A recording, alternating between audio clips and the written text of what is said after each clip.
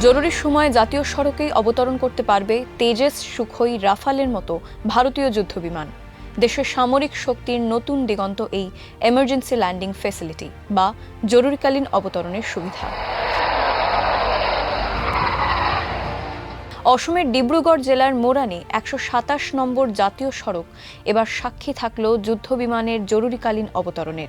Super Hercules C-130J চড়ে এসে প্রকল্পের সূচনা করলেন প্রধানমন্ত্রী Narendra Modi. Emergency landing facility কেন দরকারি?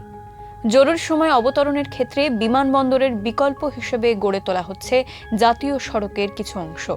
সামরিক প্রয়োজনে এবং অসামরিক ক্ষেত্রে বিপর্যয় মোকাবিলার জন্য দেশের ১২টি জায়গায় জাতীয় সড়কের ওপর বিমান ওঠা নামার ব্যবস্থা করা হচ্ছে। ২০২১ সালে এই পরিকল্পনা প্রথম বাস্তবায়িত হয় রাজস্থানে। উত্তর পূর্ব ভারতে এই প্রথম মহড়া। চীন সীমান্তে প্রকৃত নিয়ন্ত্রণ রেখা থেকে ৩০০ কিলোমিটারের মধ্যেই হল ভারতীয় বায়ুসেনার শক্তি প্রদর্শন। জরুরি অবতরণের পাশাপাশি নিয়ন্ত্রণ রেখার কাছে সামরিক বিমান ওঠানামা করতে পারলে কৌশলগত সুবিধা মিলবে ভারতীয় সেনার। প্রধানমন্ত্রীর উপস্থিতিতে সেই লক্ষ্যে অনেকটাই এগিয়ে গেল ভারতীয় সেনা।